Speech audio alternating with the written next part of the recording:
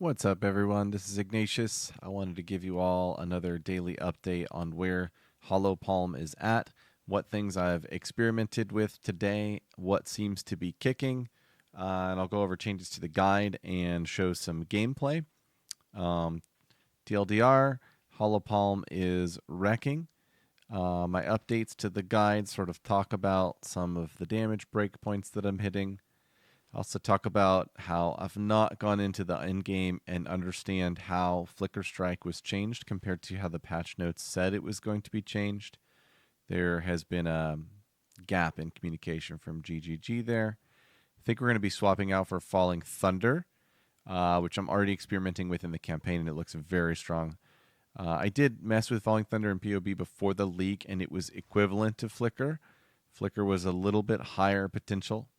But this is a little bit cleaner than Flicker, and I'll show you why.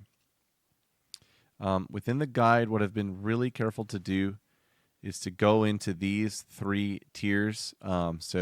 Leading up to maps, basically. So you're going to swap at 27.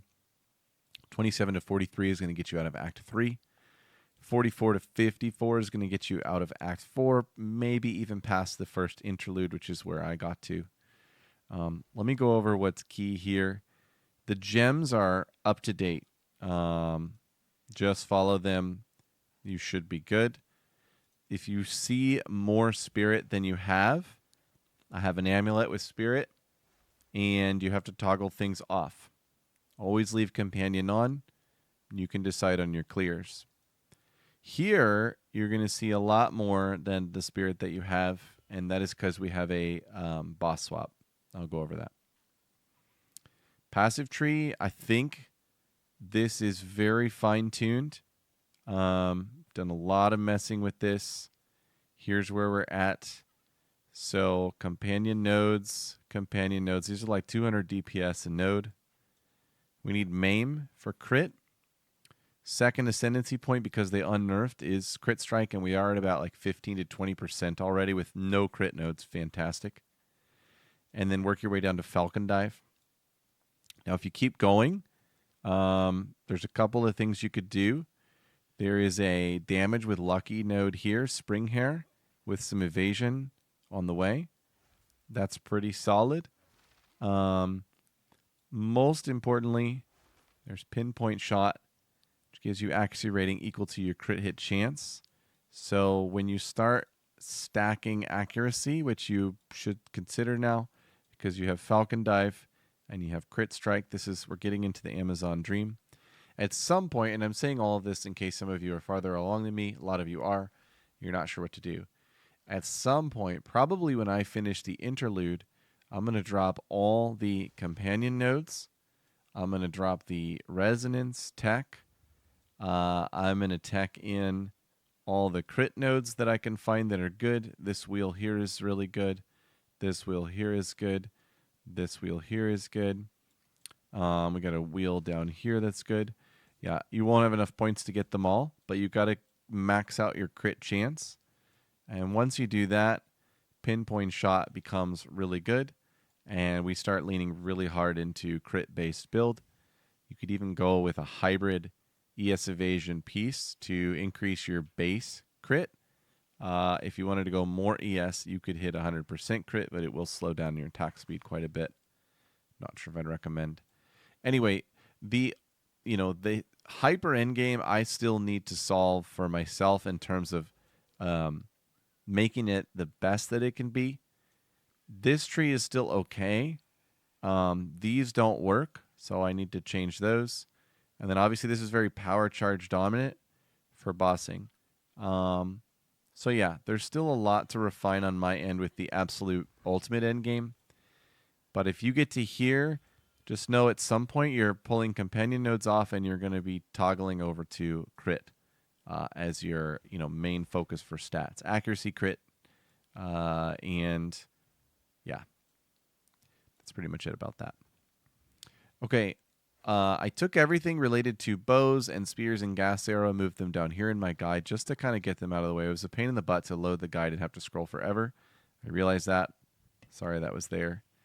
The other thing I want to say is about gameplay. So I talked a little bit about gameplay right here in this section because some people don't understand how these skills work. I'll go over it here as well. So here is my character. I'm level 58. In town, unbuffed. My Stormwave DPS is 8.6k. And I'll show you some clips from recent bosses. The Falling Thunder is nuking bosses to 50% or less of their health. I think the Falling Thunder slams are like 100k or more. It's crazy.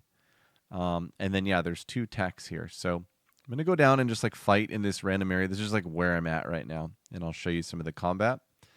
But for your general clear, my favorite is, even though the charge staff thing works and it's cool, it forces you to do a lot more melee and you die more. My favorite is Herald of Thunder, Herald of Ash, with the Dire Tusk Boar. You probably need some Boar survivability gems here to make it make sense, and the Herald of Thunder gems are whatever as well. Those could be better. Mostly I'm just trying to show you the gameplay here. So we're down here. My my Stormwave is on middle mouse, and my Ice Strike is on right mouse. Basically, we're going to be Stormwaving and clearing. Herald of Ash, Herald of Thunder are going to do their thing. However, if we get a large mob, we will jump into Ice Strike and hit 4 times, which will proc Tempest Bell. We'll slam the bell, either finish with Ice Strike, or if it's pretty dicey, like we're taking a lot of damage, we'll bounce back out and finish with Stormwave. So let me start with just a regular Stormwave clear. Herald of Ash, obviously super underrated. That was a champ pack. They died in 1 or 2 hits, which is so good. All right, so you can see that's fantastic. When we get buffed up, the DPS is going up over 10, 12, 15k. When I get a Greater Jewelers, I've got a Rage 3 in here. And I'm going to add the support gem, which consumes Rage. I don't think I have an uncut gem here, but there's one that consumes Rage when you have 10. So this support gem will be in permanent uptime because we'll never be at max. And the consuming Rage is like a 40% more damage buff. It's going to be really awesome. So I'm just looking for that Greater Jewelers to get that going. All right, next combat show off. We're going to collect a bunch of minions. We are going to jump in, Ice Strike, get a Bell, Slam Bell, clear with Stormwave. I'll see if I can get like a bunch of minions organized together here.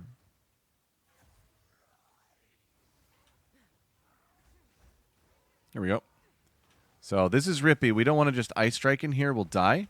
But what we can do is go to this guy, get a Bell. We have a Bell, Slam Bell, and now Stormwave. And go back to Ice Strike, Slam Bell, Stormwave. So that's kind of the other version of the clear. It's a little bit more involved. It does feel really good. Like, this is the visceral combat that is like the vision for this game, and I hope they stick to it. It's really fun. It's unlike anything. It's so like fast-paced and exciting. And then if you get in trouble, just go backwards and cast Stormwave and go backwards and cast Stormwave. Stormwave is like really, really OP. It's like a free bow in your hands that does way more damage than a bow. And obviously Herald of Ash and Herald of Thunder is doing like incredible work here. Okay. That is generally the combat, but let me show you the other tech. So you could use this other tech for clearing. I am very comfortable with the Herald of Ash, Herald of Thunder, Stormwave. However, when you get to a boss, you should know. If you don't, Heralds don't proc on bosses. They proc when things die. So you get to a boss, turn off, turn off. You're going to go Combat Frenzy. If it's a really hard boss, like the Act 4 boss was super rippy, I realized I could just like 2-shot him, but when I didn't realize that, he was 1-shotting me. So you could put Wind Dancer in, swap out like one of the Heralds, probably Ash. Put Wind Dancer in, turn it on because you may have some extra spirit, or you may not. But yeah, the idea is now we have Combat Frenzy and Boar. Those are our 2 gems. We take Resonance, notable, or what is this called? Keystone. This means when we gain Frenzies, we're instead going to gain Power Charges. And Combat Frenzy is going to give us Power Charge when we freeze, and potentially 2.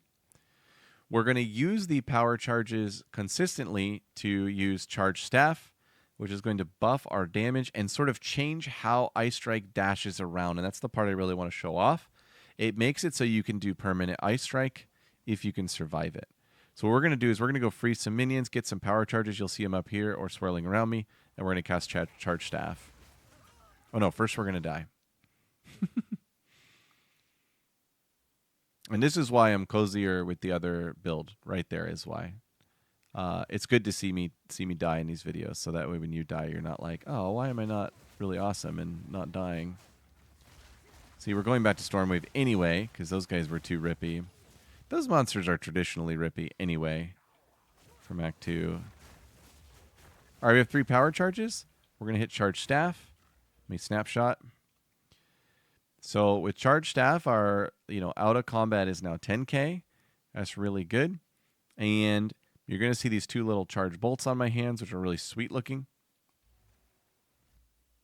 See them? And now watch how Ice Strike performs with Charge Staff. See how it kind of like flies around the map? It's like really sexy. Feels really good. And now we have 3 power charges again. So we would Charge Staff again. Again, I don't like it for general clear. It's just too much dying. My general clear is turning this off and turning these on and being really cozy right now while we're in campaign. We're gonna be uncozy and really fast later. Right now we're gonna be cozy and be in the campaign. But for bosses, I've been going boom, boom, boom. And what happens is you will proc power charges on bosses. You could use those for the Charge Staff. But what I'm using them for is Falling Thunder.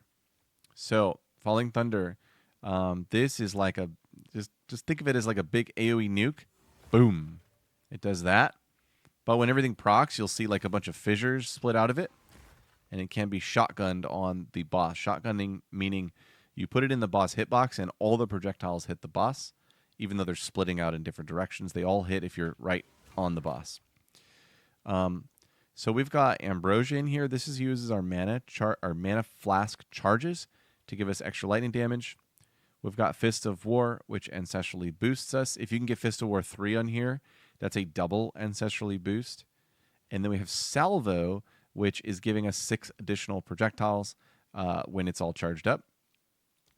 And yeah, what this does is it slams the ground. If we have a power charge, we do 100% more damage just because. And we fire 3 more projectiles just because. But then we also have 50% more damage per power charge consumed. And the effects from quality is what was supposed to be on Flicker, but instead is here. So that's going to be 70 per consumed, and we're going to consume later 7 of these. So this is going to be our boss deleter. Now, it'd be hard to show you like the damage on a boss live for this. But let me try and get a couple of power charges going. And I can show it to you on a minion, and then I'll show you some clips from earlier bosses. Boom. Look at that. How cool was that, dude? That was 2 power charges. Let's try and get 3 going here. It's so much fun. It's a good clear skill. I think you could add some like AoE and stuff to it to make it clear even better. Ah, goodness gracious. Yeah, all the dying. This is because we're trying this, and we should just do this. So I guess I say it's just for me, but probably for you too. All right, let me grab some recent boss clips and try and slow them down to show them nicely. I'm looking at length here and timing. Let's see what this one was. Okay. So this lady was awful. She killed me a couple times, and then I was like, you know what? I'm just going to try and nuke her. And what I did was go with Ice Strike. And let me mute the volume here. And we're just freezing and using Bell. So you can see Bell is down. Bell is really, really good on these bosses. We're going to get her into a corner here, and I see I have 2 power charges, and we're going to do the, whatever it's called. What the heck's this thing called? I'm so bad. I'm just so tired. We're going to do the Falling Thunder. So watch her tick on this Falling Thunder in this corner. I think it's coming right here. Not yet. Not yet. Not yet. Right here. Boom. So that was like maybe like a quarter of her life, and it was outside of the predatory instinct window. And if you look here, she's at 144, and she goes to 195. So it was like a 60K hit on the Falling Thunder. You can see the ricochet from it here, and you can see all the projectiles coming out here. And we were only at 2 power charges there. So, when some minions summon on a boss and you get 3 going, it's really insane. And the full duration of this fight was 13 seconds. And we did 250K DPS. So, yeah, build is cranking. I can show another one. Oh man, I only captured the end of this. So these are these 2 really, really big guys. They're in the interlude of Act 1. They were both like 200K, and I think the fight lasted about 20 seconds, and they both went down. Let's see if I got another one here. This is another interlude fight. I'll just play this one in real time. These interlude fights look like they would be really hard for another build. There seems to be a lot of damage getting put out, and this build just freezes them and then heavy stuns them, and they just don't ever do anything. And you can see I don't even have the Falling Thunder tech on here. I just full sent it with what I had going. Predatory Instinct is really underrated and very good, and we're getting lots of crits in as well. So yeah, really solid. Let's see if I had one more. I don't know if there's more to show. Oh yeah, this poor guy. This was like, I was only like level 50 maybe. Look at that Falling Thunder. That was a 1 power charge Falling Thunder. Let's go back to that. That was so sexy. Watch this. Boom. So much damage. Now he's frozen. Now he's heavy stunned. And then he went into his phase. Do I have another one? These are fun. What's this one? The heck's going on here? Oh, this was the double Byra. Watch these 2. Again, this is another fight. I feel like this would be really hard on another build. I am running the Falling Thunder Charge Staff tech here. The Charge Staff with the Ice Strike is really nice, just like dashing around everywhere. She's dead. Here comes a big Falling Thunder nuke. Boom. Oh, dang, that was a good one. I got to replay that for the satisfactory value. Look at this. She's at 300. What's the timestamp? 25 seconds. 26, she's at 29.7. So we're at 30K DPS. 26 still, 27. All right, we're at 27 seconds. It's been 2 seconds, and we've done 130K. So we're like 65K DPS in these boss fights. And look at this Falling Thunder hit. Boom. Boom. I don't know how Predatory Instinct works there. I think it counts that whole bar as not Predatory Instinct. And that was a 1 power charge Falling Thunder. So if I was at 2 or 3, she would have died in that hit. So cool. So you can see how this is scaling and how powerful it is. I have spent, a lot of time trying to keep this guide updated. It is difficult because I need to play myself, and of course I have, have a real life, and I have a job and a wife and kids, and so I'm trying to keep everything up to date as best as possible to the point where I know I'm giving you good information. I'm not going to come in here and pretend to know what is best. I have some inclinations, and I think I know what I need to do to fix this, and then it will be a matter of like iterative refinement to perfect it. But I'm not going to go in here and just full send it and tell you, hey, this is ready to go. These 3 are ready to go, and everything I've shown you in this gameplay tack is ready to go. And I'm hoping that by tomorrow night I have finished the interlude, and depending on how much time I get to play with my kids and all that, hoping I get into the Tempest Flurry Falling Thunder Profane Ritual phase of this build, and that will be like the first iteration of the actual endgame.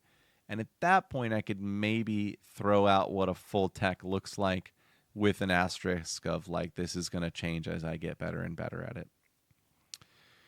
Thank you, everyone, for the continued awesome conversation on Discord. Discord is popping. It's been very helpful. Welcome to all the new folks in Discord. Looks like somebody boosted the server. I saw somewhere. Oh, my God. Everybody is just too nice in here, man. I used to go in and give a welcome to everyone. I used to type your name in and welcome you. I'm trying to find a welcome a welcome box, but since the launch, it's been a flood of membership in here. See, I used to go in here and welcome everybody all sweetly and put my Diablo 2 GIF in there. I haven't had time to do that. I think playing right now is more important. But yeah, come on into Discord and join the conversation. Thanks everyone for all the support, and good luck out there. Keep hitting me and the community with questions that you have, and have fun killing enemies with no weapon in your hand. Bye-bye.